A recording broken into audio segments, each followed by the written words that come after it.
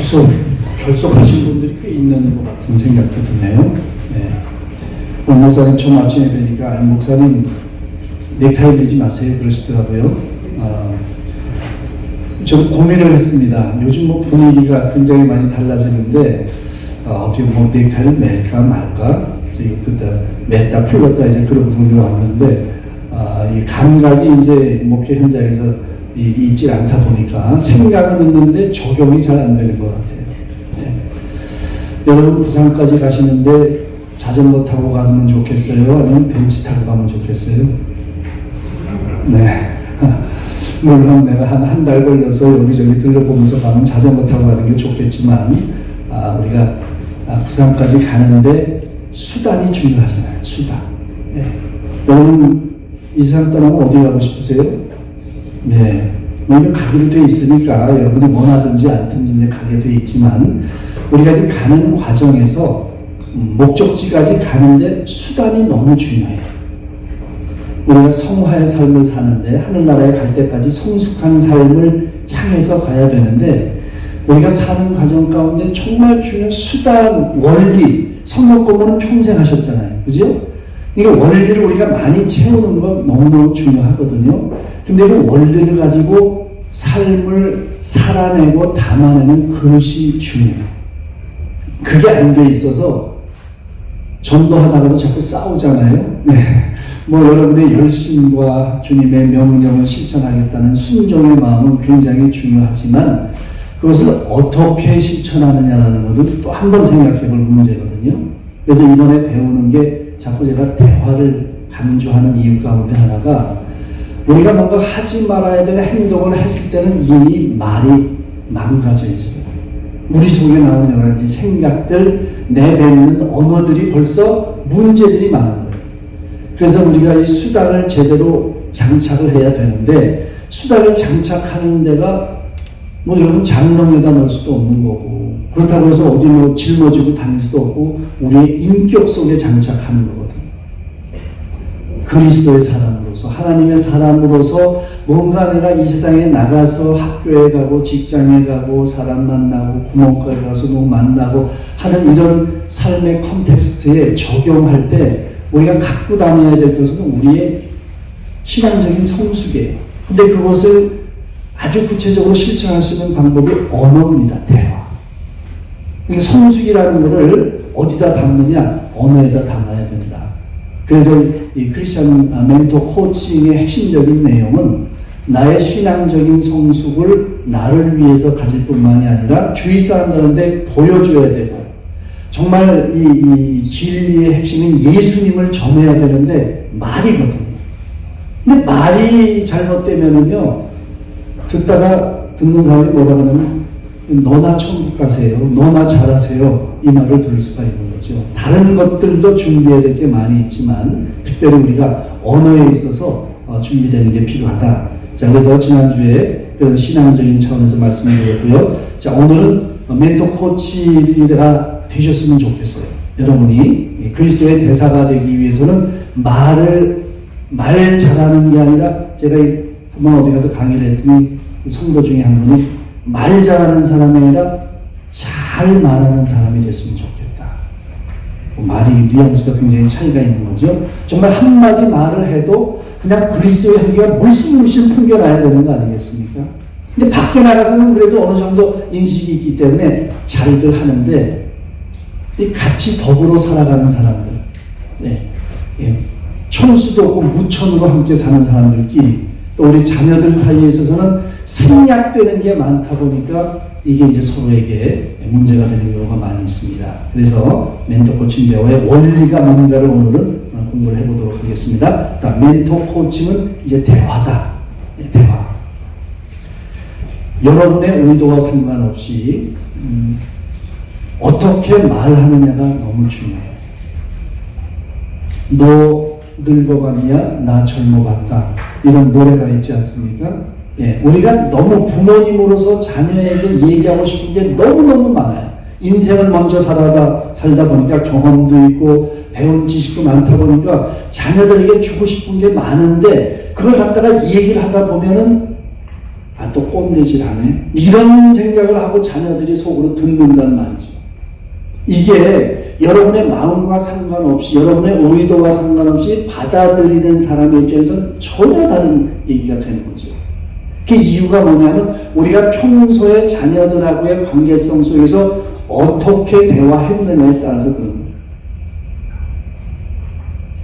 정말 자녀들한테 얘기할 때 뭐 화날 일이 있고 칭찬할 일도 있겠습니다만은, 야, 너 나와, 너 앉아봐, 너 어젯밤에 몇 시 들어왔어, 이런 식이 뭐 다 옳은 얘기 하려고 하잖아요. 근데 인격적으로 대화를 하는 게 참 중요하거든요. 누구에게 하든 1살짜리 아이한테도 인격적인 대화가 필요해요. 그 리서치에 보면은요, 엄마가 그러니까 한 1년이 안 된 아이들한테 눈을 맞추고, 아이고, 이 아이 이쁘다, 어떻게 똥도 잘 쌌니? 그리고 막 얘기해주고 막 웃는 얼굴로 하잖아요. 애가 너무너무 좋아해요. 근데요, 딱 눈하고 이렇게 딱 긴장하고 쳐다보잖아요. 애가 얼굴을 돌립니다. 애가 그걸 알아요. 1살밖에 안 됐는데도 불구하고 엄마가 어떤 느낌으로 어떤 표정으로 하는가가 벌써 아이들이 알아요. 인격적이라고 하는 것은 존중한다는 얘기거든요. 그래서 옛날 말이 다 틀림없는 게 애가 들어. 이미 들어보셨죠? 애가 듣습니다. 듣는데 내용은 몰라. 이렇게 잘생겼어요. 막 그러면 애는 울어요. 그렇죠? 어이구, 왜 이렇게 그냥 너무 못생겼냐? 넌 너무 못생겼다. 어이구, 그러면 애가 너무 좋아해요. 말 내용은 몰라도 뭔가 들리는 음성과 톤과 엄마가 하는 이런 태도를 통해서 아, 엄마가 나를 좋아하는구나, 이걸 느끼거든요. 그래서 이제 내용까지 알게 되면은 이게 이제 내용하고 수단하고 전달하는 게 틀린다. 거기서부터 이제 문제가 생기는 거죠. 아, 이중적이구나, 모순이구나, 아, 저렇게 하는 거구나라는 걸 배우는 거죠. 그게 이제 보고 배우는 교육입니다. 자, 그래서 이 멘토 코칭은 대화인데 여러분이 전달하고 싶은 마음, 내용, 자녀에게 꼭 알았으면 좋겠다고 하는 내용을 여러분이 어떻게 대화하느냐에 여러분이 초점을 맞출 수 있어야 돼요. 이 마음만 가지고 열정만 가지고 되는 게 아니기 때문에, 자, 그래서 멘토 코칭은 대화다. 대화를 내가 어떻게 잘 해야 된다. 대놓고 화내는 게 대화가 아니고 여러분들이 인격적으로 존중을 하고, 그래서 처음에 앞에 있는 사람이 누군가를 생각하고 심호흡을 3초 하셔야 돼요. 우리 대화의 문제는 3초 동안 심호흡을 못하기 때문에 다 생겨요. 아주 감각적으로 반응을 합니다. 이미 알고 있다, 틀렸다, 우리 편견과 이런 것들이 우리 마음속에 가까이 있기 때문에 듣는 순간에, 특별히 가까운 관계성 속에서는 모든 예절과 절차를 생략하고 속에 있는 내가 있는 생각을 그냥 내뱉기 때문에 그게 상처가 되는 거죠. 그래서 대화하는 거, 이 대화의 방법, 이번에 그게 중요하다고 꼭 생각하시면 좋겠고요. 자, 대화가 뭔지 좀 알아야 되는데, 자, 이 내가 누구인가를 알면 어떻게 살 것인가가 결정되거든요. 내가 누구인가를 알면 어떻게 살 것인가. 여러분 잘 아는 예화지만 다시 말씀드리면, 옛날에 농부가 산에 가서 독수리알을 갖고 와가지고 자기가 키우고 있는 닭장 속에 넣어가지고 암탉이 품어가지고 독수리알을 깼는데 거기서 뭐가 나왔냐? 독수리 새끼가 나왔죠. 독수리 새끼는 닭이 엄마인 줄 알고 엄마를 쫓아다니면서 그렇게 쭉 사는데 어느 날 공중에 나는 독수리를 보고 너무 부러운 눈초리로 저 멋있는 새가 누구냐 그랬더니 독수리라 그랬더니 너무 부러워하더라는 거예요. 근데 그냥 먹이 주고 와서 쪼르르 쫓아와서 그냥 땅에 떨어진 먹이 살고 그렇게 살다 죽었다고 그러잖아요. 그냥. 그러니까 이 독수리 새끼는 자기가 닭인 줄 알아서 닭처럼 살았다는 거죠. 내가 그리스도인이다 생각하는 게 중요해요. 그리스도인답게 살아야 되는 거죠. 대화가 뭐냐를 알아야 대화를 대화답게 하는 거예요. 그래서 대화가 세 가지 내용이 다 있어야 됩니다. 그러니까 어떤 존재론적인 이 차원에서는 대화는 의사소통하는 거예요. 내용을 주고받는 게 기본적입니다. 그 다음에 그 내용을 통해서 어떻게 되느냐? 관계성을 만들어가요. 그러니까 부모 자녀 간인데 부모 자녀 간의 의사소통이 정범한, 야 나가서 공부해, 몸을 떠와, 이런 걸로만은 아버지와 아들, 부모와 자녀 간의 관계성이 의미가 없는 것으로 느낄 수가 있는 거지. 그래서 대화를 통해서 관계성이 만들어지고, 관계성이 만들어진다면 그 관계성이 발전하면서 어떤 의미가 있는가, 그것이 자꾸 새롭게 만들어지는 것이 중요한 거죠. 자, 한번 예를 한번 들어보겠습니다. 자, 코칭이라는 게 이제 코칭 대화거든요. 그래서 여기 생각을 자극하는 창의적인 과정이다. 자, 이렇게 되어 있고요. 그 다음에 인격적이고 직업적인 잠재력을 최대한 이끌어내도록 영감을 주는 코치와 고객 간의 협력 관계다. 코칭 대화라는 걸 이렇게 한다는 겁니다. 자, 그러면 일단 코칭을 받는다고 하면 일단 관계성이 형성이 돼요. 여러분이 상담을 받든지 의사를 찾아가서 내가 병원에 가서 하게 되면 의사는 고치는 사람과 병자와 그 만남 속에서 만남이 일단 성립이 되잖아요. 그런 것처럼 협력적으로 뭔가 대화를 통해서 코칭을 받는다는 사람은 자기가 필요한 문제가 있어서 코칭을 받으러 온 거고, 코칭은 도와주는 사람이고, 이게 기본적으로 코칭 대화 관계가 이렇게 성립된 다음에 하는 건 뭐냐면 이 코칭을 받는 사람의 생각을 자극해요. 답을 주지 않습니다.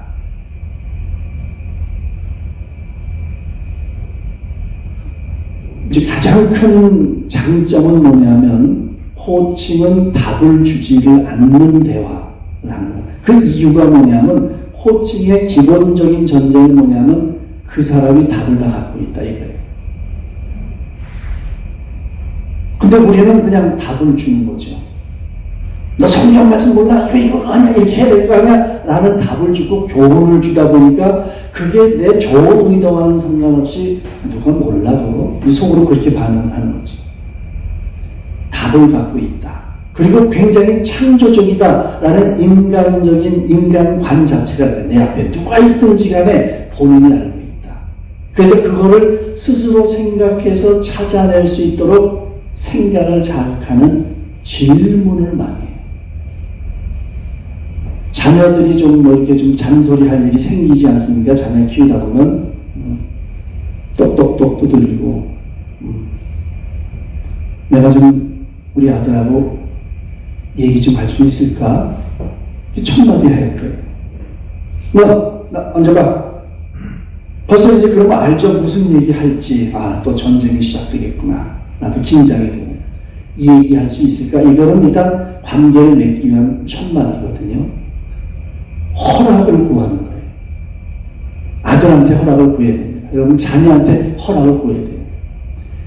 사실 이 멘토 코칭은 내가 가정사에게 회복 방법이라고 해서 부모님들이 난 멘토 코치가 되시면 좋겠어요.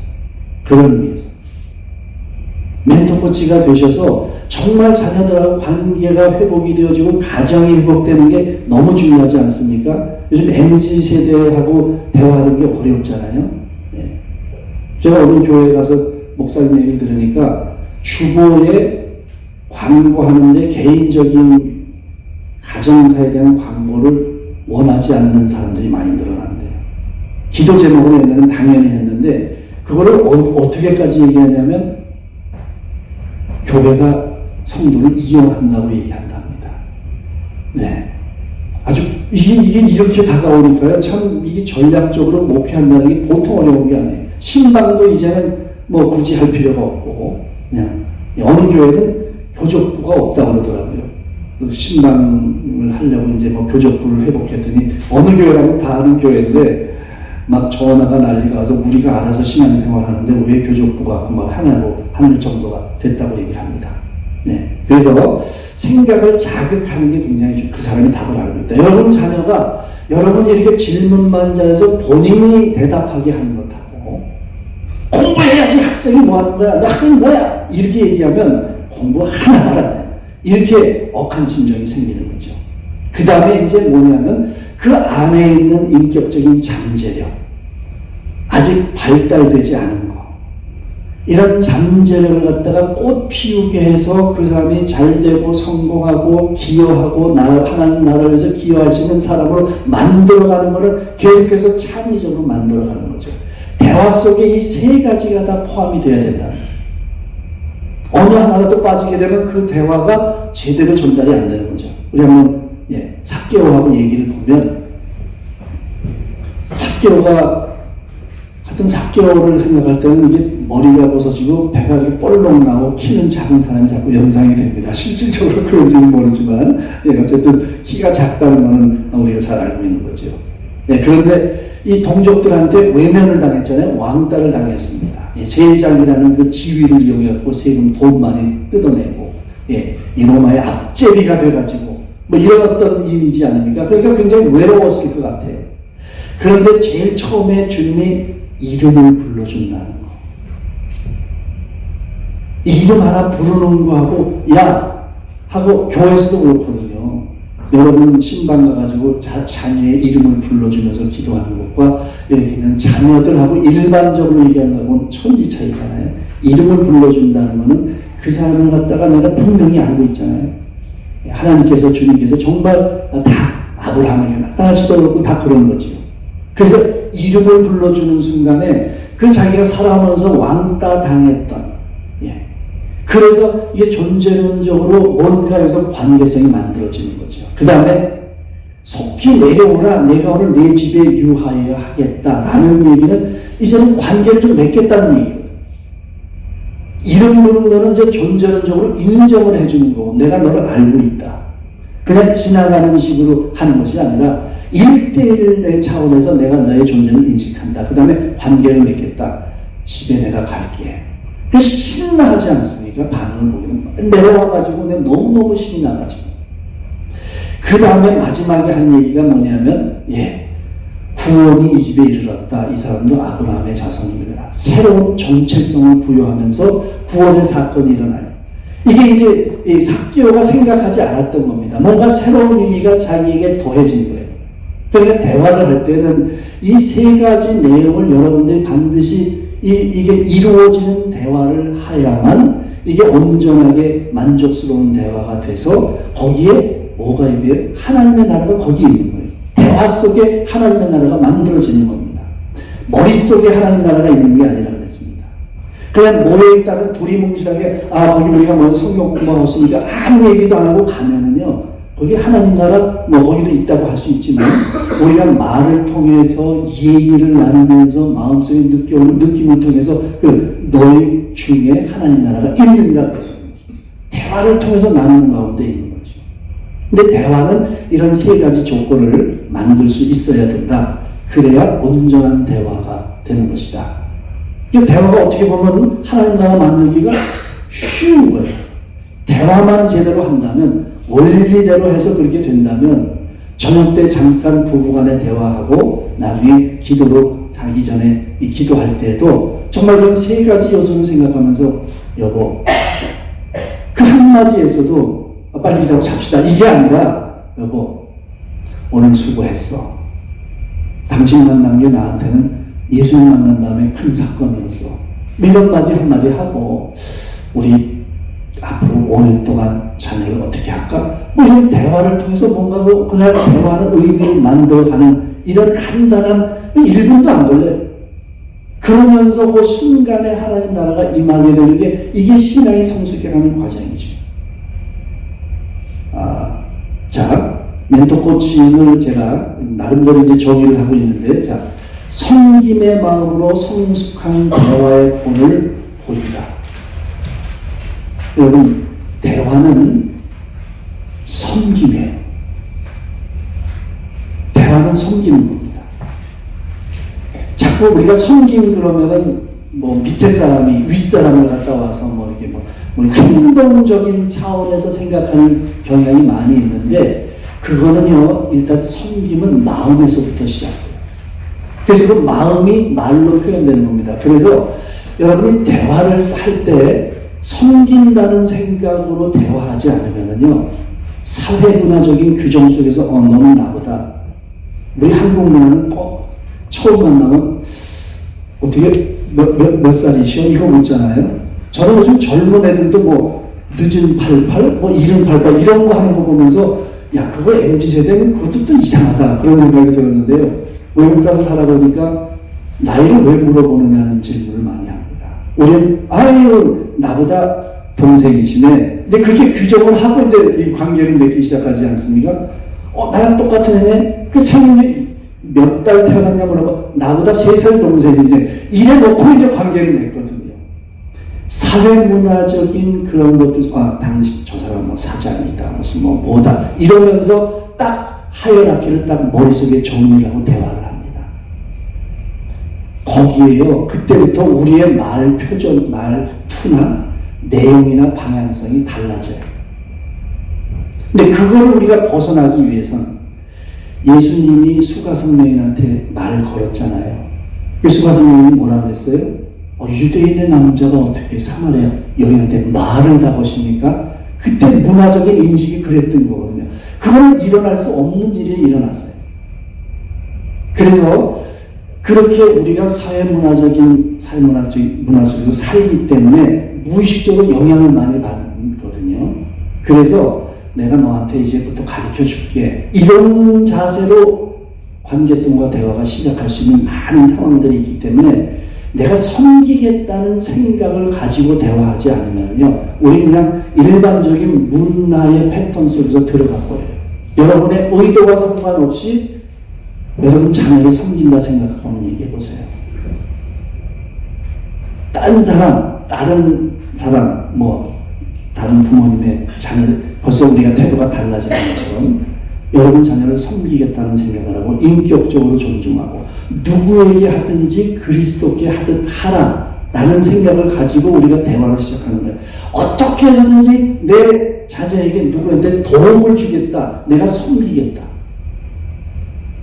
그 생각을 가지고 대화를 시작해야 됩니다. 그래서 대화는 섬기는 거다. 그렇지 않으면요, 우리는 해오던 대로 말해요. 생긴 대로 말할 수밖에 없습니다. 우리의 습관이라는 게, 언어 습관이라는 게 마음의 습관이거든요. 우리의 감정의 습관입니다. 아주 똑같은 사람들만 항상 내 반응이 있어요. 그 감정 습관입니다. 그걸 벗어날 수 있어야 되는 거죠. 그래서 섬김의 마음이 없으면 우리는 대화, 멘토 코칭 대화 거의 불가능하다. 이거는 가장 중요한 정신. 그래서 예수님의 사역과 예수님의 삶을 한마디로 정리하기는 어렵죠. 너무나도 많은 것들이 있습니다. 저는 마가복음 10장 45절 인자에 온 것은 섬김을 받으려 함이 아니라 도리어 섬기려 하고 많은 사람의 자기 목숨을 많은 사람의 대성물로 주려 합니다. 섬김, 사역 3년간의 공생의 사역을 한마디로 얘기하면 섬김이에요. 근데 인자에 온 것이라고 하는 것은 출생만을 얘기하는 것이 아니라 와서 살아내고 제자들과 함께 사역을 하는 그 모든 것, 와서 하는 모든 것을 포함하고 있다 생각해요. 3년간을 공생의 사역을 통해서 제자들하고 엄청나게 대화를 많이 하시지 않았습니까? 함께 살면서. 그래서 섬김이 중요하다는 것이고요. 적극적인 피드백으로 여기 제가 멘티치는 멘토, 멘티 이런 코치, 고객, 멘토 코칭을 받는 사람에 관한 얘기인데요. 그래서 멘토를 받아서 디사이플, 제자가 된다. 그리고 코칭도 받는다. 그래서 이제 멘티치라는 용어를 이제 만들었는데 마음을 움직이는 적극적인 피드백은 코칭에서는요 가르치는 거 별로 허락을 안 하거든요. 절대 가르치는 것은 바람직하지 않다 생각을 합니다. 그래서 질문을 통해서 끄집어내는 게 가장 중요한 역동인데 교회에서는 그것만 가지고는 안 돼요. 예수님은 가르치기도 하셨잖아요. 그래서 우리가 가르칠 때가 있습니다. 특별히 성경 말씀과 2000년 동안 교회가 쌓아온 전통을 전달해야 될 때가 있어요. 그럴 때는 잘 본을 보이고 또 소위 인파워링을 한다고 얘기도 하고 모델링도 하고 이런 방법들로 우리가 대화를 해야 되거든요. 그래서 코칭도 있고 멘토링도 있는 게 멘토 코칭입니다. 그래서 적극적인 피드백이라고 하는 거는 피드백도요. 이게 조언과 충고하고는 조금 뉘앙스가 달라요. 이게 가르치기 시작하면은 또 이제 뭐 가르치는 꼰대다 이제 이렇게 나오지 않습니까? 예, 물어본 것만 대답해주면 선배라고 얘기하고 물어보지 않은 것까지도 얘기해주면 꼰대라고 하지 않습니까? 예, 우리가 너무 그냥 배우려면 가르쳐주기만 하고 사랑이 넘쳐가지고 하는데 저쪽 사람은 그만하시지 이제 이렇게 되는 거죠. 그래서 적극적인 피드백이라고 하는 거는 이제 본도 보여주고 때로는 티칭도 하고 때로는 교훈도 하고 하는 것들에서 적극적인 피드백을 하면서 그 다음에 개인의 잠재력을 실현하고 이게 이제 핵심적으로 중요한 거죠. 우리는요 하나님의 형상을 입고 태어난 사람들이고 그리고 하나님이 너무나도 좋은 걸 주셨어요. 근데 성장 과정 속에서 여러 가지 요인들 때문에 그게 꽃을 피우지 못하고 있어요. 뭐 심리학적으로 얘기하면 많은 얘기를 할 수 있겠죠. 뭐 눌려서 넘어감만 해서 뭐 강압적인 분위기 속에서 자라가지고 뭔가 자기 자신을 표현하지도 못하고 그냥 있는 상태가 돼 있어. 그걸 갖다가 이렇게 실현할 수 있도록 해주면 되는 거예요. 답답하다고 답을 주게 되면 그건 아니라는 거죠. 그래서 잠재력을 실현하게 해서 그 사람의 어떤 인생의 성공, 주 안에서 성공이죠. 아름답게 향기를 피우는 성숙한 사람으로 만들어가는 것이고 하나님 나라의 일꾼으로 만들어가는데 교회에서 1대1 제자 양육이 있지 않습니까? 1대1 제자 양육이 주로 이제 내용과 원리를 전달하는 게 많고 삶을 점검하는 것도 많이 있지만 이 동반자의 관계를 만들어가는 거. 그래서 제가 멘토 코칭 협회를 이제 이렇게 하나 만들어서 지금 활동을 하면서 100명의 멘토를 선정하는 작업을 이제 리스트업을 하고 있습니다. 그래서 우리 여기 베이비 부모 시대들은 사실은 공부도 많이 하고 또 돈도 많이 벌어본 사람들, 우리 산업화의 역군들이지 않습니까? 그 경험이 많고 성공해본 경험을 만들어낸 경험들이 있는 사람들인데 이게 그냥 그렇게 가서 하늘나라 가면 하나님도 좀 손해보실 것 같아. 이걸 어떻게 우리 후세대들에게 좀 가르쳐주고 전수해주면 이게 국가적으로도 그렇고 하나님 나라도 좋을 것 같은데 그래서 줄 게 너무 많이 있는데 이게 이제 사장되는 거죠. 그냥 이렇게 늙어가면 뒷방 늙고 가다 그냥 천국 가면 너무 억울하지 않습니까?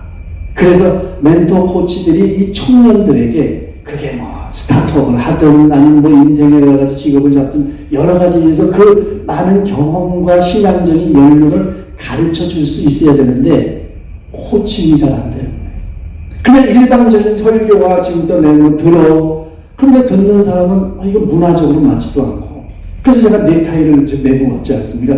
멜까 말까 그러다 감각이 떨어지다 보니까 이제 그런 것들이죠. 이 청년들의 사고방식을 알고 대화가 돼야 내가 가지고 있는 걸 전달이 되고 받는 사람이 받아들일 거잖아요. 부모 자녀 관계도 마찬가지예요. 결국 대화가 잘 안 되니까 아예 본론으로 들어가지도 못합니다. 들어갔다고 해도 일방적인 얘기밖에는 안 되는 거죠. 그래서 그런 내용이고요. 자, 멘토 코칭은 3차원 대화입니다. 3차원 대화다. 무슨 얘기냐? 아까 얘기해서 의사소통이 되는 거 중요하다고 했죠. 세 가지가 관계가 형성되고 거기에 만들어진 의미가 부여되어야 됩니다. 여러분끼리 얘기를 한다면은 의사소통하고 관계 형성이 돼서 성도끼리 관계가 돼 있죠.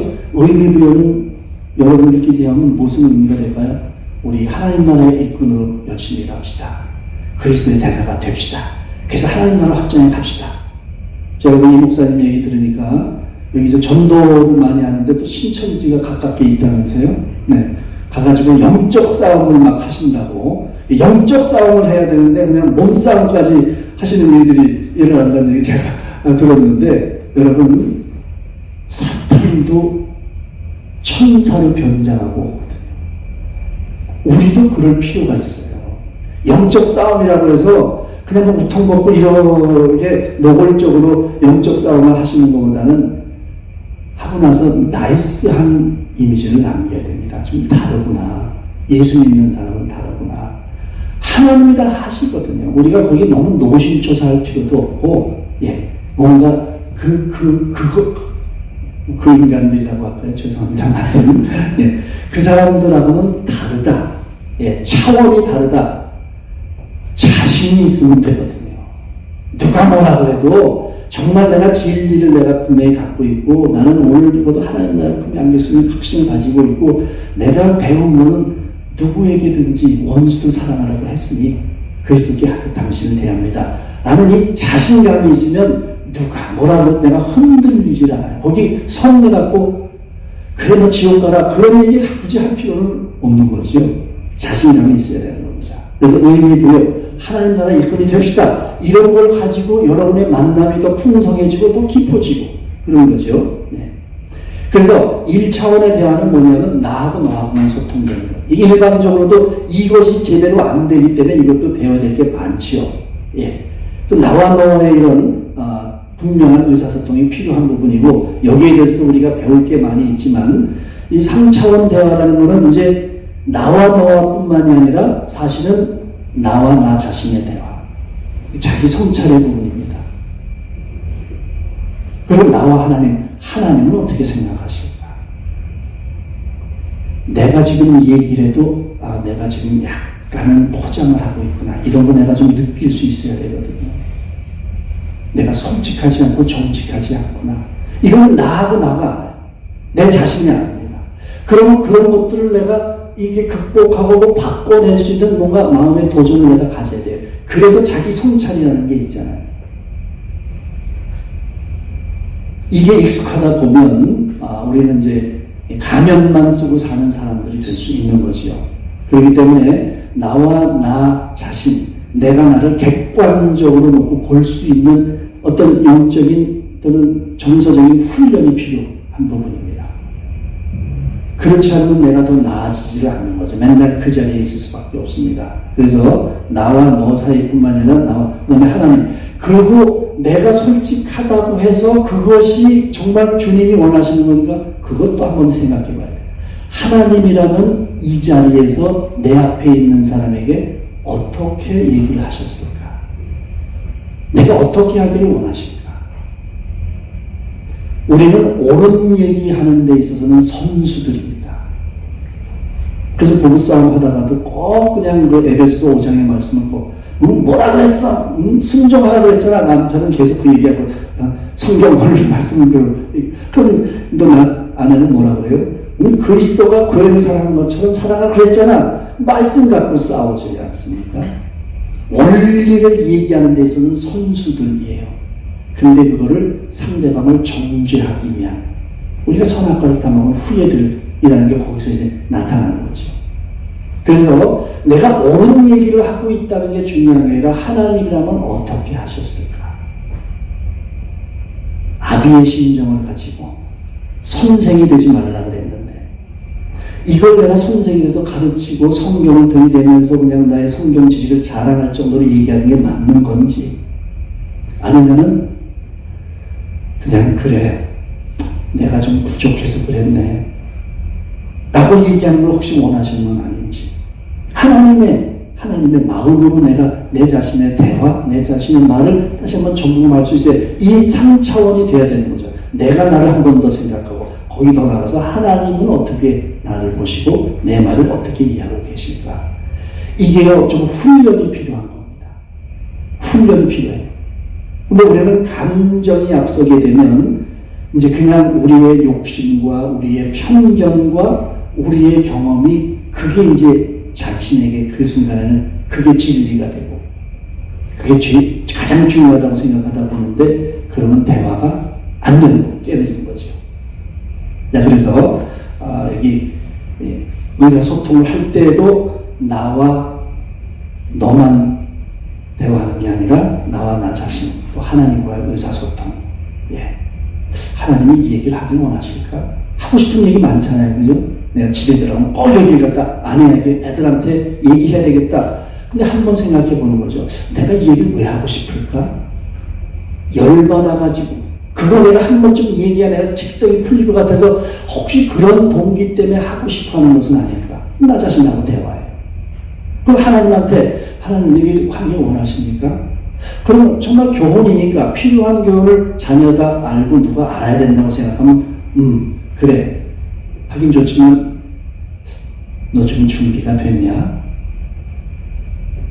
가서 정말 어떤 어떤 반응을 보이든지 그거를 내가 정말 아름답게 마무리를 할 수 있을 만한 마음의 준비가 됐냐 물어보실 수 있죠. 그런 의미에서 의사소통, 관계 형성, 의미 부여 이 세 가지를 꼭 대화 속에서 여러분이 꼭 만들어 가시면 좋겠고요. 이를 위해서 기도를 계속하고 기도에 감사함으로 깨어있으라. 저는 깨어있으라라는 것을 어디다 적용하기 원하느냐면 내 말. 우리가 살면서 무지하게 많이 하는 거, 숨 쉬는 거 한다고 그랬죠. 숨 쉬는 거 많이 하고, 밥 먹는 거 많이 하고, 생각하는 거 하고, 말하는 거. 이거는 우리가 살아가는 데 있어서 우리가 안 하면 안 되는 것들이잖아요. 그러니까 말을 엄청나게 우리는 많이 하는 존재들이에요. 그러니까 말의 중요성. 근데 너무 많이 하다 보니까 그 중요성을 까먹어서 우리 말을 제대로 하고 질서 있게 하고 조화 있게 하고 상황을 살리고 문제를 해결할 수 있는 말을 하는 방법을 잘 몰라요. 바디메오하고 얘기해 볼까요? 네, 바디메오. 다윗의 자손 예수여 나를 불쌍히 여기소서. 이게 이제 의사소통을 바디메오가 하는데 이 제자들은 의사소통을 별로 원치 않고 야 시끄럽다 임마. 예. 많은 사람이 꾸짖어 잠잠하되 그렇게 나오죠. 예. 여기 그렇게 됩니다. 이 의사소통 자체가 안 이루어지는 거죠. 주님 앞. 상황적인 요인들도 많이 있습니다. 대화를 하는 데 있어서. 그래서 사실 부부관계에 대해서 제가 많이 얘기하는 거는 대화의 방법을 많이 배워가지고 가서 하려고 하는데 대화가 시작도 잘 안 되는 건 리추얼이 없어서 그래요. 주일날 11시 예배는 정해진 시간이니까 거룩한 시간이에요. 따로 떼어놓은 시간이잖아요. 그러니까 부부간에 집에서 대화를 위한 리추얼이 있어야 돼요. 말을 빨리 하고 싶은 사람은 뭐 저녁 먹고 빨리 얘기하고 싶은데 와이프는 집에서 부엌에서 계속 설거지하고 뭐 하니까 이 찬스가 안 나는 거예요. 기다리다 못하고 졸려서 다시 자니까 또 얘기 못해. 이제 이런 부분이 생길 수 있거든요. 그러니까 당신하고 나하고 9시에는 뭐 예배 드리면 더 좋고요. 대화를 할 수 있는 시간으로 딱 해놓으면 그것이 리추얼이 돼서 어느 것에 의해서 방해받지 않는. 여러분 차를 마시더라도 제가 아는 어떤 집사님이 계신데 그 남자 집사님이 굉장히 쫀쫀한 사람이었는가 봐요. 돈 쓰는 거에 대해서 굉장히. 근데 이제 생일이 돼가지고 큰 밥 먹고 남한산성회를 갔답니다. 근데 들어갔는데 딱 가서 커피값을 보니까 생각보다 비싼 거야. 그래갖고 거기서 그냥 야 이거 돈 비싼 커피 먹을 필요가 있냐 집에 가서 먹자 그러고 나왔대요. 제가 그 얘기를 듣고 참 대단하십니다 그랬는데 우리가 그런 분위기, 소위 분위기라는 게 있잖아요. 대화할 때 이 분위기 자체가 마음을 갖다가 정리해 주지 않습니다. 상담 이론에는 상담 룸의 세팅이 치유한다 그런 말이 있어요.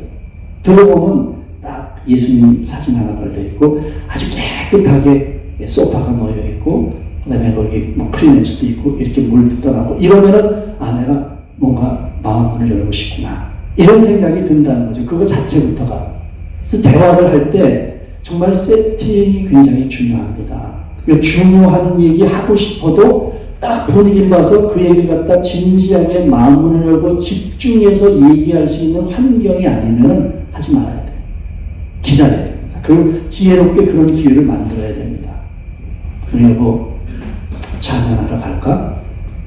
또 너무 생뚱맞게 하면 아니면 안 하던 짓을 하고 그래 또 그러면 안 되겠죠. 평소에 좀 그런 것들을 만드는 게 중요하고요. 자 이렇게 의사소통이 안 돼 있는 상태에서 예수께서 머물러서서 그를 부르라 해서 의사소통의 환경을 만들어서 이제 하고 싶다 그런 거죠. 그래서 관계 형성이 이제 돼서 안심하고 일어나라 그가 너를 부르신다. 이제 의사소통이 돼서 관계 형성의 조건이 만들어지죠. 그리고 네가 무엇을 하여 주기를 원하느냐 관계 형성 속에서 진정이 되는 거죠. 그리고 믿음이 너를 구원하였느니라 의미가 부여되는 겁니다. 사건이 일어나는 거죠. 관계가 만들어져서 거기에 이제 구원이라고 하는 사건이 이제 이루어지는 거죠. 이게 부부간에도요 쉬운 얘기를 해도 이 세 가지 요소가 잘 진행이 되면 만족스러운 대화가 되는 겁니다. 얘기하고자 했던 것을 충분히 의사 전달을 해주고, 아, 저분이, 남편이 혹은 아내가 내 얘기를 충분히 받아들여 줬구나, 이해가 됐구나, 라는 것만으로도 굉장히 중요한 부분이지 않습니까? 그러면서 역시 당신과 나는 참 아름다운 성숙한 부부다, 이런 느낌. 그러면서 새로운 어떤 미래를 생각해서 더 깊이 들어갈 수 있는 어떤 의미부여가 만들어지는 거예요. 근데 관계 형성이 안 되면, 혹을 떼려다 혹을 붙이는 그런 결과가 나올 수가 있죠. 자, 대화는 수단이면서 목표예요. 대화, 외교 세계 정치가의 이 대화도 참 그런, 이 대화가 중요하지 않습니까? 자, 대화는 말로 하잖아요. 말은 인격의 세포입니다. 여러분이 사용하는 용어나 어법이나 여러분의 목소리나 이런 모든 것들은 여러분의 인격이 얼마나 성숙한가를 얘기를 해줘요.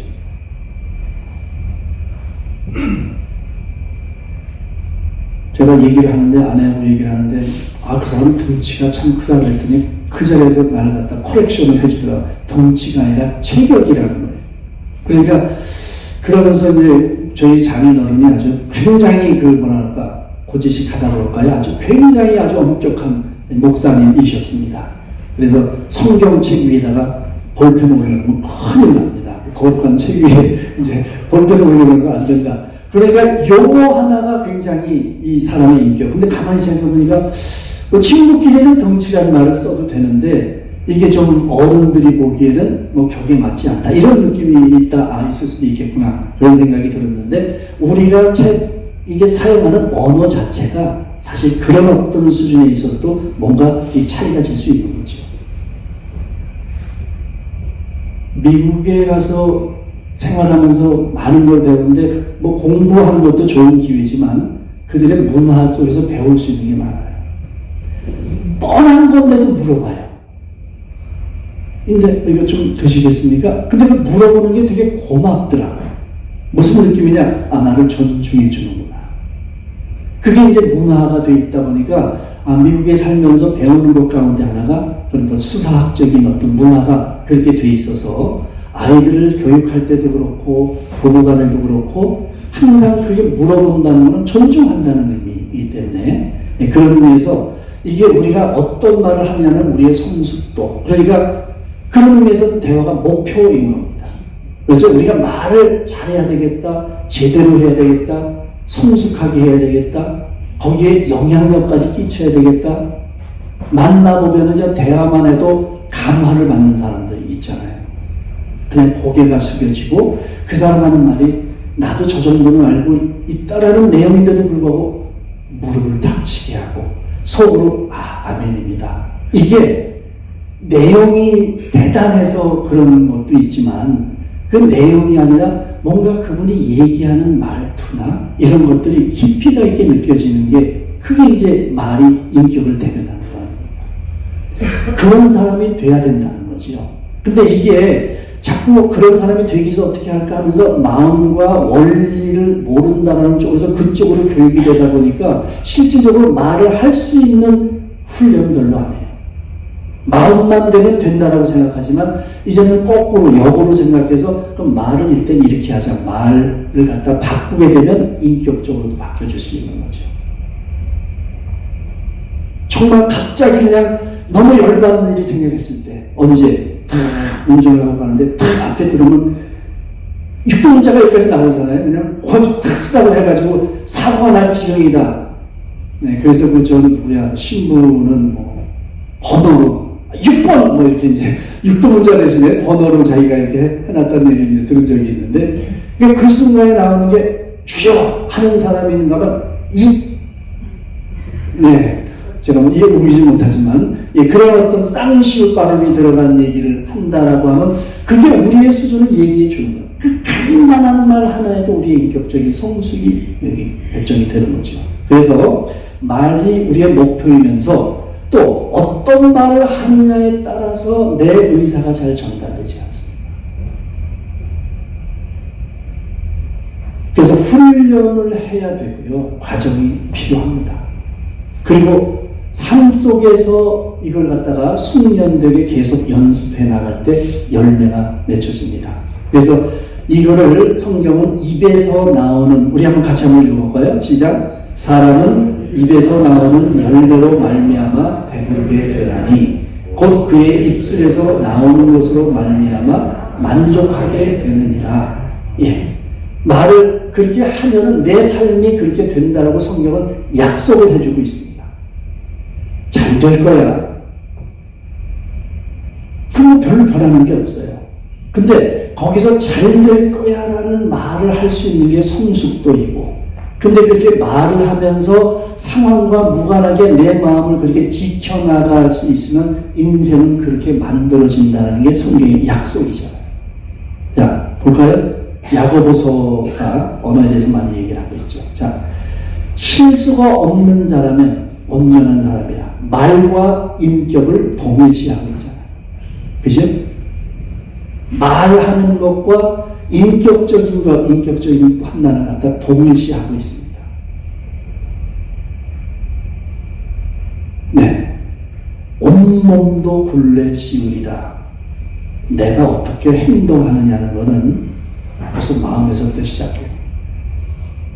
얼마 전에 가는데 젊은 친구인데, 요즘은 옛날에는 운전사들이 제일 잘했는데 요즘은 뭐 운전사들이 나이 많은 분들이 해보려고 굉장히 운전도 조심스럽게 하고 이제, 그런데 젊은 친구가 그 스포츠카인가요? 뭐 어떻게 하다 자기를 뭐 앞뒀다고 생각하는데 막 앞에 탁 내려가지고 탁 벗고 나와가지고서 뭐 그냥 이렇게 하더라고요. 근데 나이 많은 운전사가 너무 거기에 대해서 대처를 못하는 걸 보면서 아주 마음이 좀 슬펐는데, 이게 이제 벌써 그 행동 자체가 어디서부터 시작됐어요?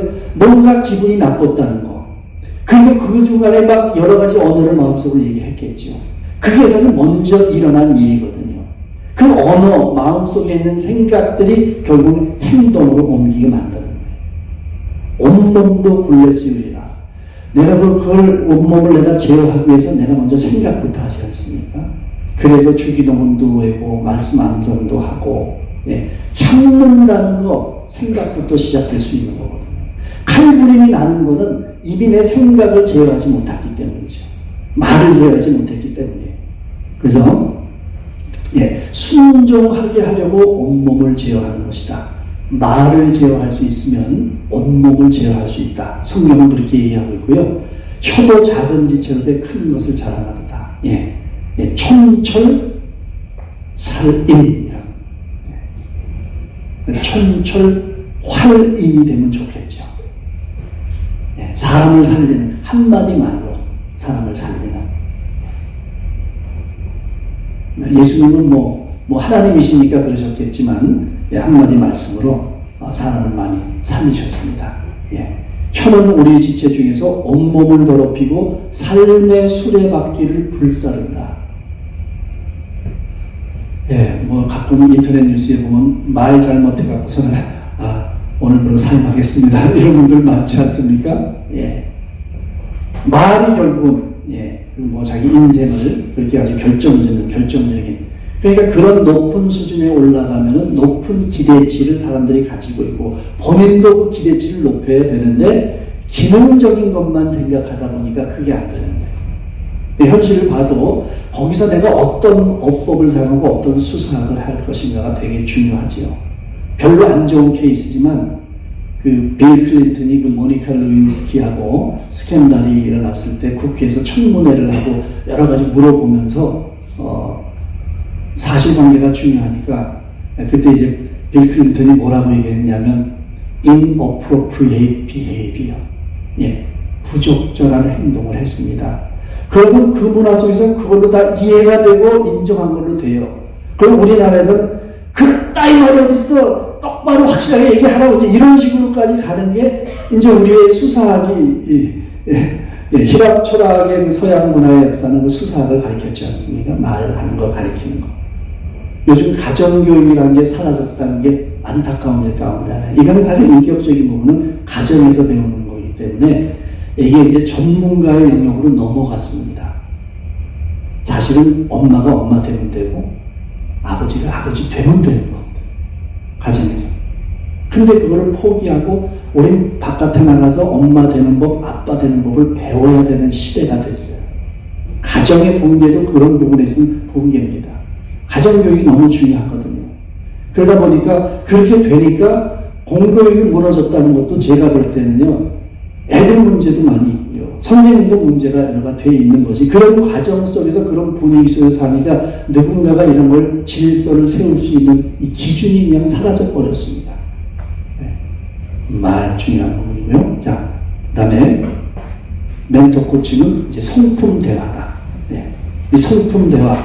네, 성품이라고 하면 여러분 뭐 자세하게 말씀드리기보다는 뭐 성령의 9가지 열매, 또 베리도서 후일서에 나오는 신의 성품, 네, 이런 거 여러분 생각하시면 사랑, 희랑, 평, 정음, 자비, 양선, 충성, 온유, 절제. 근데 이게 이제 마음에 있는 우리가 맺혀지는 거잖아요. 근데 이제 마음에 있는 이 본질을 얘기하게 되면 사람들은 이해를 하고 그치는 경우가 많아요. 물론 은혜도 받아서 그렇게 해야지 라고 생각하고 은혜는 받는데 삶으로 살아내는 것에 있어서는 잘 안 되는 이유는 툴이 없어서 그래요. 도구가 없어요. 내가 사랑을 어떻게 해야 될 것인가. 여러분, 사랑해야 된다는 거 모르는 사람 없잖아요. 성경 66권의 주제가 사랑입니다. 하나님 사랑, 이웃 사랑이에요. 하나님 사랑이 원수도 사랑해야지 아는데 어떻게 할까요? 그러면 이제 우리가 그 방법론, 툴 이런 것들을 잘 모르니까 머릿속에는 있고 삶의 실천으로 안 되는 부분이 많이 있어요. 그러니까 기독교인들이 뭐 죽으면 한강에 입만 동동 떠난다는 게 들은 건 많고 얘기할 수 있는 것도 굉장히 풍부한데 삶이 사라지지 않는데 대화와 관련된 어떤 툴이 있어야 돼요. 네. 그래서 성품대화인데 성품대화도 성품대화라고 하면 뭘 어떻게 하란 말입니까? 그리스도인의 향기를 풍기는 거죠. 여러분 보세요. 메라비안 법칙. 네. UCLA의 교수님이죠. 대화를 이렇게 측정을 하고 연구를 해보니까 실질적으로 효과적인 대화라는 게 말 내용은 7%밖에 안 돼요. 근데 여기 청각적 효소하고 시각적 효소가 38%고 55%인데 93%입니다. 그러니까 여러분하고 나하고 대화를 하는 데 있어서 얘기되는 내용이 중요하다고 얘기를 하는데 이미 그건 7%밖에 효과가 없다는 거예요. 그분의 진지한 눈빛, 지금 집중하고 있다는 어떤 태도, 앉아있는 태도, 그 다음에 말, 목소리의 떨림, 안정감, 이런 걸 통해서 이미 그 대화의 효과는 결론이 난다. 근데 그게 무려 93%예요. 사도 바울이 말이 어눌하다 그랬잖아요. 자기 말이 마벌로는 굉장히 아주 훌륭한 신학자였던 것 같습니다. 자, 그런데 어쨌든 간에 우리가 누군가 대화를 할 때 내가 앉아있는 태도 이렇게 떡 하면 팔짱 끼고 있으면 이미 메시지는 간 거예요. 억지로 앉아있구나. 이 사람이 거만해. 그럼 무슨 좋은 얘기를 해도요. 너나 잘하세요. 이런 식으로 되는 거예요. 그럼 말 막 빠르게 얘기하면 불안해요. 불안한 거죠. 근데 그 불안한 사람은 자기가 그 불안하다는 걸 알고 그래서 그것이 잘 전달되지 않는다는 생각도 해야 되는데 그게 잘 안 되는 거죠. 그래서 성품으로 우리가 갖추어져야만 대화는 되는 거예요.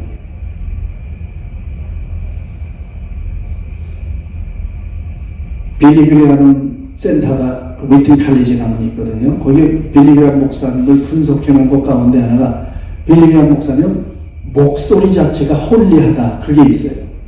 Bible says, 이 성경이 말하기를 이 목소리의 톤이나 이런 것 자체가 거룩함을 전달해 주는 아주 최적화된 목소리라고까지 분석을 합니다. 그러니까 어떤 목사님의 설교가 은혜스럽다 할 때는 거기에 목소리도 있어요, 사실은. 그렇게 얘기를, 그게 어떤 이렇게 뭐랄까, 너무 전문성이 떨어지는 것 같은 본질을 얘기하지 않는 것처럼 하지만 사실은 그게 영향력을 미치거든요. 대중 설교를 하는 분들의 특징을 분석한 목사님들 내용 보면 약간 중성적이다 그런 얘기하고 목소리가 미성이라는 거예요. 뭐 김사왕 목사님이라든지 또 하영조 목사님 이런 분들이 목소리가 박조준 목사님 약간 그 여성과 남성의 이런 것들이 듣기가 좋고 편안하다는 거 그러니까 잘 받아들인다는 거죠. 과학적인 분석입니다. 자, 이 메라니안 법칙을 통해서 여러분이 이미 얘기하기 전에 이미 메시지 93%는 전달이 됐다. 그렇지 않겠습니까? 이미 앉아서 서로 알고 있으니까. 그리고 알고 있는 이미지를 갖고 와서 얘기하는데 보니까 벌써 앉아있는 모습 틀리지 않네. 이제 이런 것들이지 거죠. 이분을 항상 만나도 좋은 얘기를 하는데 좀 불안해. 제가 인동에서 교회 목회를 잠깐 했었는데요. 그때 이제 교회 리모델링을 하자. 잠깐 리모델링을 하니까 딴 데 옮겨가야 되는 거예요.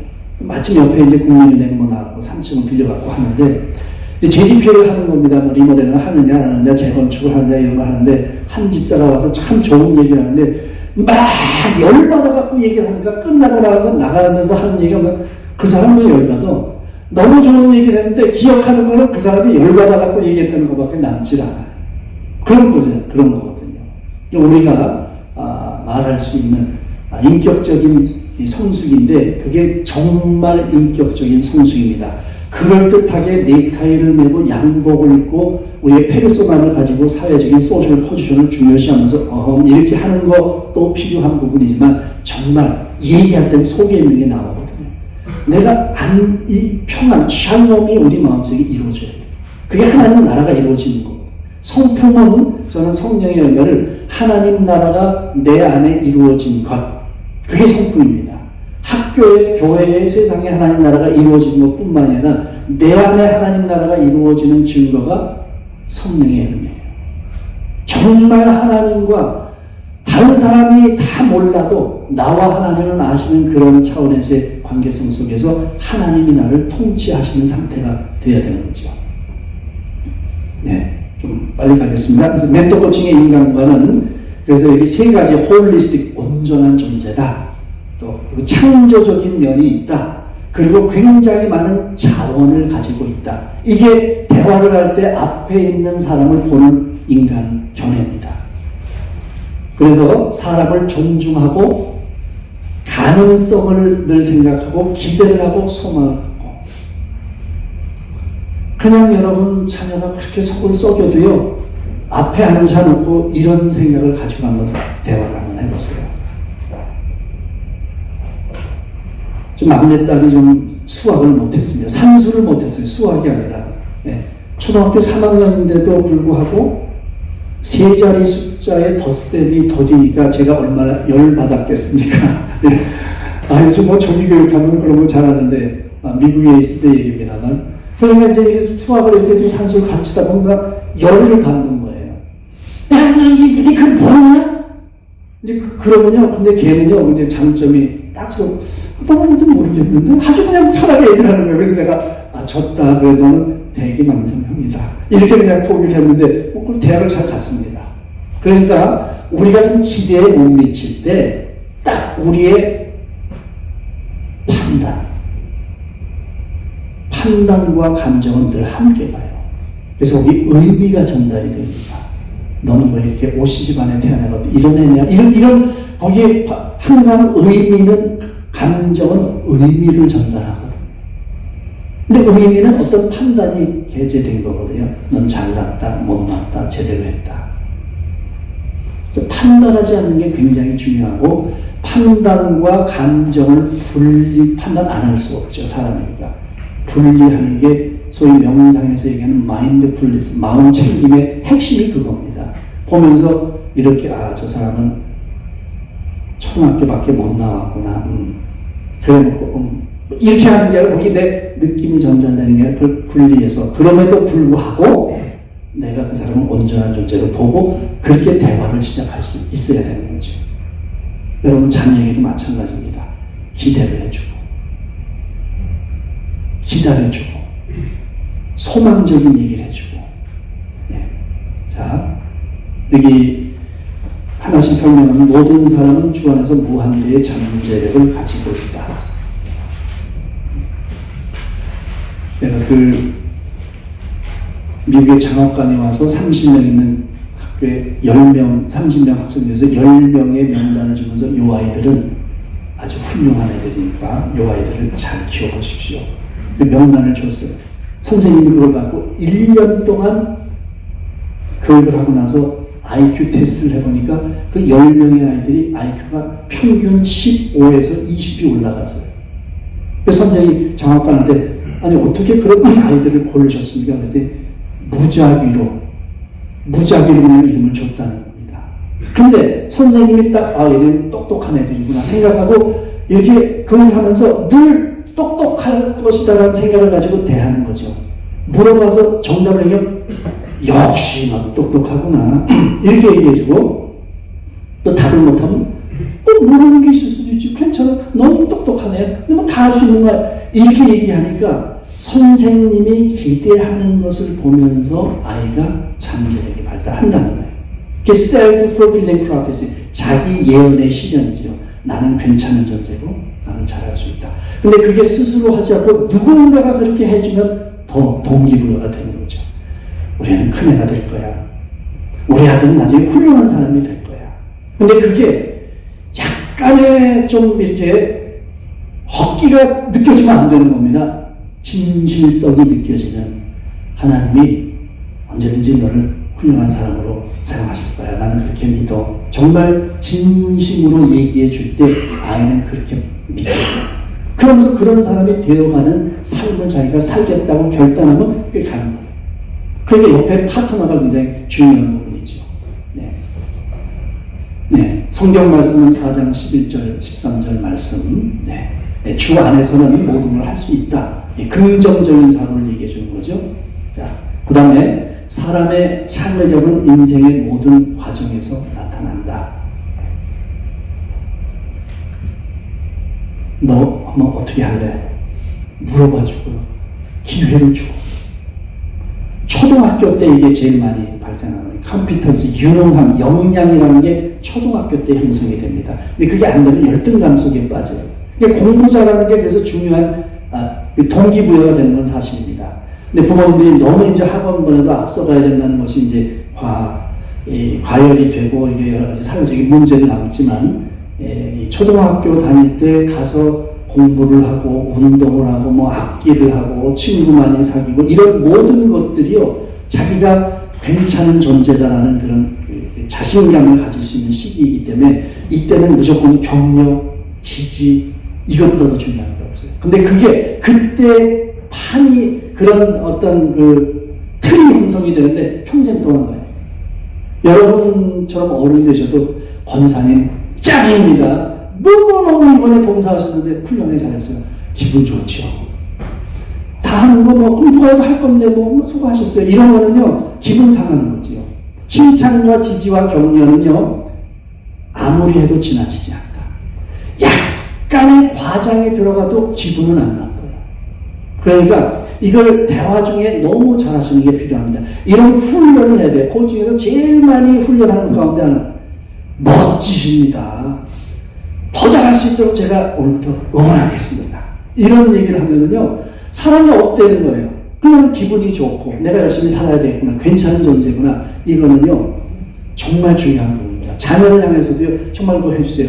부정적인 말 한마디 들으면은요 긍정적인 말 3마디가 필요해요.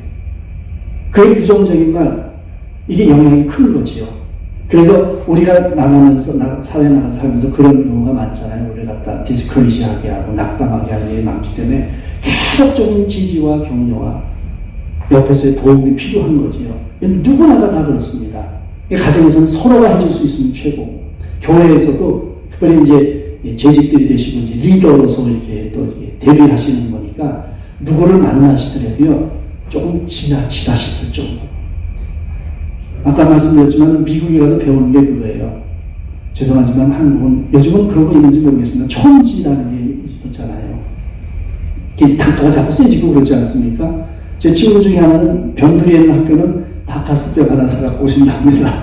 그런 얘기를 들은 적이 있는데 미국에 가서 이제 그런 걸 하니까 미국에는 그런 게 허용이 안 되니까 한 5불짜리 초콜릿 거기다 카드 이런 거 하는 게 최고거든요. 근데 그걸 주면은요 우리가 볼 땐 보통 호들갑 원더풀 이러면서 아주 그냥 그 표현을 갖다 야, 뭐 이렇게 이거 가지고 호들갑을 떠냐 이런 느낌이 드는데 그게 괜찮거든요. 그걸 이렇게 들으면. 그러니까 긍정적인 말, 기쁨의 말, 감사의 말 이런 거는요 조금 지나치게 야, 너 합격했구나. 야, 나도 기분이 좋은데 넌 얼마나 기분이 좋겠냐. 진짜 축하한다. 하고만 알아주시고 이걸 많이 하시면 좋겠어요.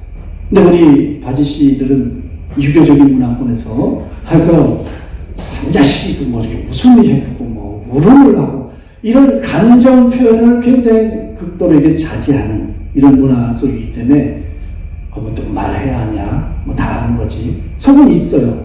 근데 뭐 사랑은 또 표현해야 사랑이라고 하니까 우리나라 문화는 아니지만 문화는 배울 수 있는 거거든요.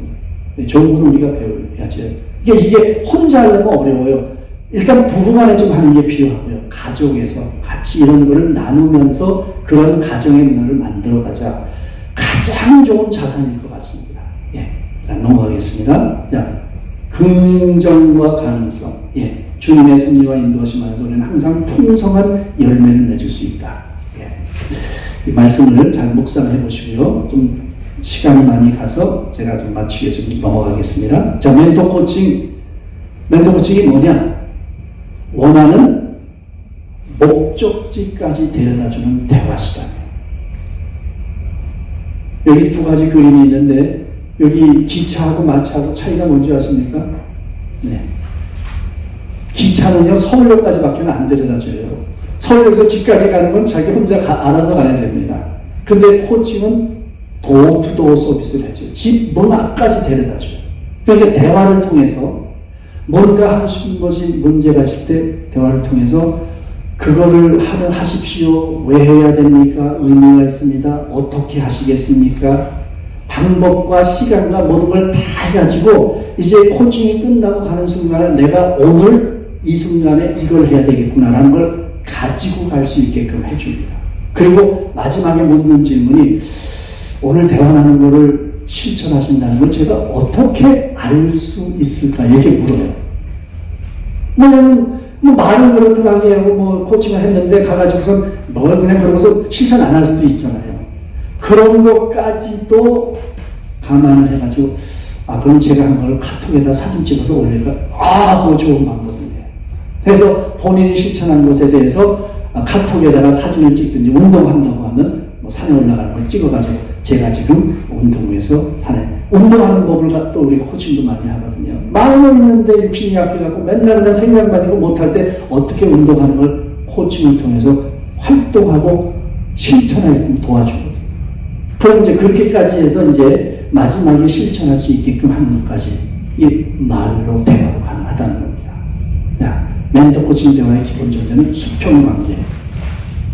수평 관계 정말 중요한 부분입니다. 네. 자, 멘토링, 컨설팅, 상담, 티칭 이거는요 주체와 객체의 관계입니다. 그래서 주체는 자신이 가지고 있는 전문가로서의 판단과 해답과 경험을 고객에게 주려고 합니다. 이것도 친절한 일이고 배울 일이고 감사한 일이죠. 근데 멘토 코칭은 주체와 주체 관계. 주체는 고객이 갖고 있다고 생각하는 판단, 해답, 경험을 고객으로부터 끄집어낸다. 내가 위에 있는 게 아니야. 해답을 갖고 있으니까 내가 줄게. 이게 아니라 당신도 가지고 있습니다. 근데 어떤 원인에 의해서 그것을 아직 실현하지 못했을 뿐이니까 실현하도록 나는 옆에서 돕는 역할만 합니다. 이게 코칭이거든요.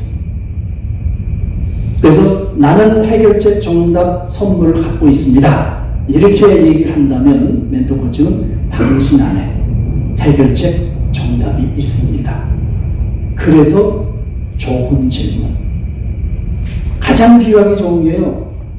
스무고개 아시죠? 네, 스무고개 시작합니다. 네, 동물입니까? 식물입니까? 그럼 나는 무슨 거 대답해요? 네, 아니요만 대답해야 되잖아요. 네, 아니요.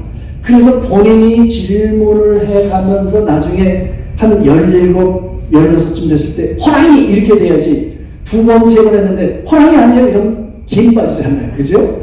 그러니까 질문을 통해서 본인이 이렇게 알아간다는 그 느낌이 있는 건데 코칭이 그런 거죠.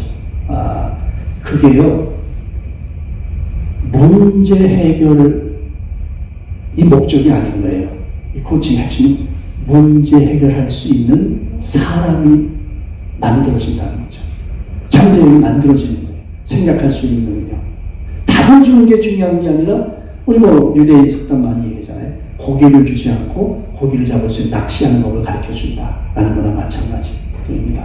네. 자, 여기 멘토 코칭은 사람을 인정하고 수양하여 살리며 안아주고 일으켜 세워 안내하고 자신이 원하는 목표를 향해 달려갈 수 있도록 도전하며 돕는 대화입니다. 시간 속에서 이렇게 대화를 쭉 진행을 몇 번 해보면은요, 굉장한 변화가 있습니다. 수평 관계에 되면 해답을 찾기 위해 파트너가 필요해요. 그러니까 학생이 사실은 부모님에게, 선생님에게 와서 질문하는 거는 정말 좋은 거예요. 하브루타가 그거 아닙니까? 하브루타가 계속적인 서로 질문을 통해서 답을 찾아가는 건데, 하나님이 전지전능하시고 무한하신 분이라는 기본적인 전제가 있다 보니까요, 답을 얘기해도 또 질문을 던지고, 거기에 대한 답을 해도 또 그 위에 질문을 던지고, 끊임없이 질문을 하다 보니까 머리가 좋아질 수밖에 없어요. 왜 노벨상을 제일 많이 받았느냐? 이런 것들이 어려서부터 이런 교육, 끊임없이 무한대로 계속해서 질문해 나가니까 무한대의 가능성이 더 가까워지는 거죠. 예. 그래서 수평관계의 위대함이라고 하는 것은 문제 해결을 해주는 것뿐만 아니라 문제 해결을 할 수 있는 사람으로 만들어주기 때문에 여러분 부모님이 자녀에게 그렇게 되시는 게 중요하고, 네. 멘토 코치가 되시라는 거죠. 자, 대화는 아까 말씀드린 것처럼 섬김의 행동이에요.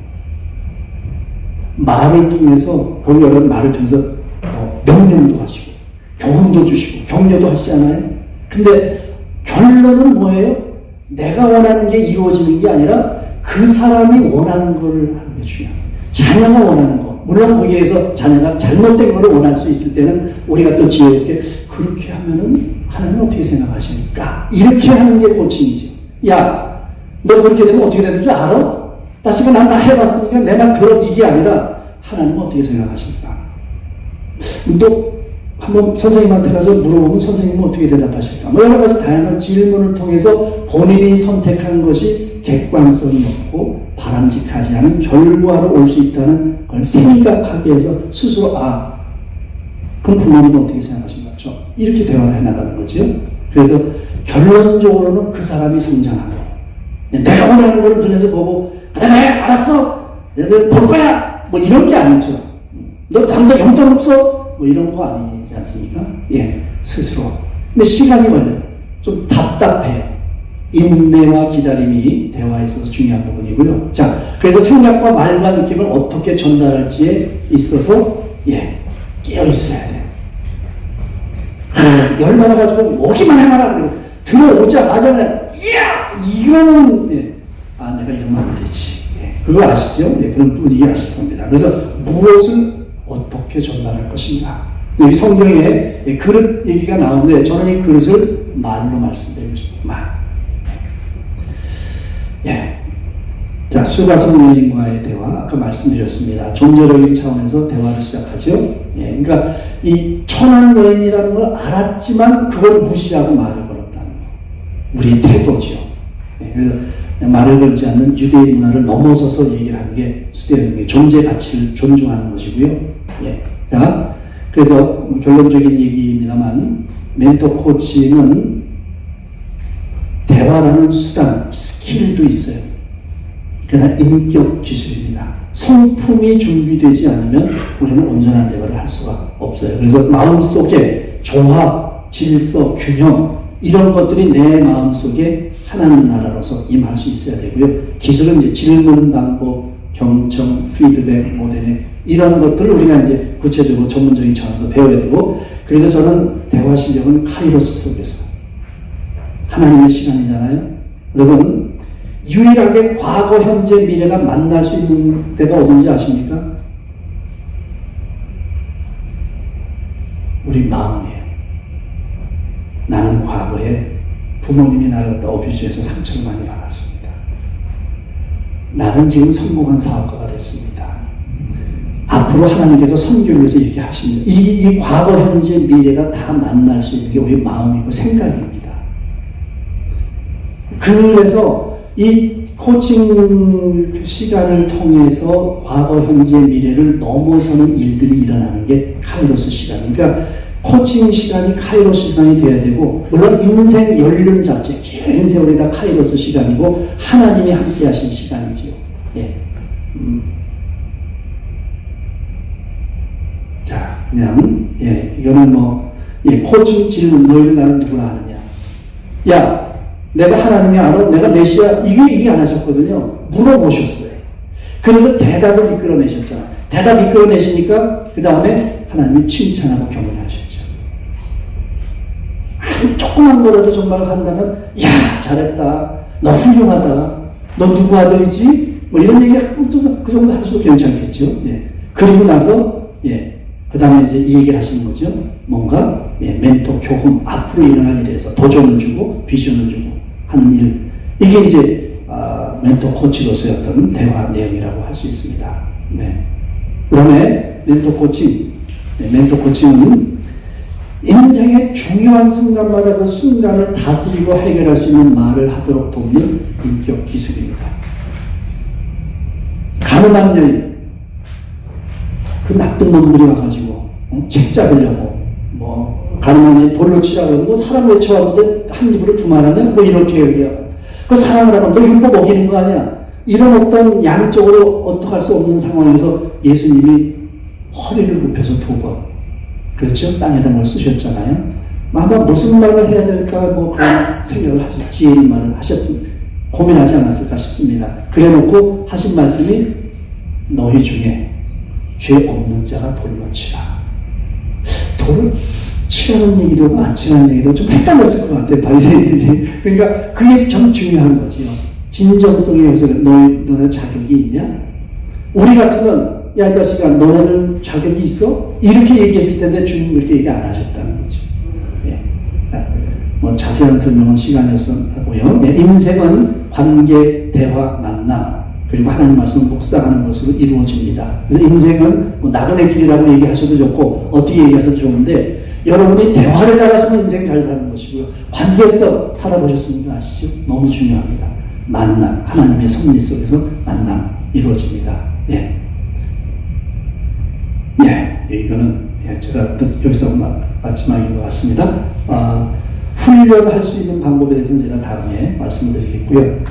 오늘 대화가 얼마나 중요한가, 본질적인 것인가 다시 한번 여러분들이 대화를 잘 만들어 가셔서 가정에서 여러분들이 좀 멘토 코치가, 아버지가 멘토 코치가 되시고 멘토 코치가 되시고 교회에서도 그런 분이 되시면 좋겠습니다. 네, 수고하셨습니다.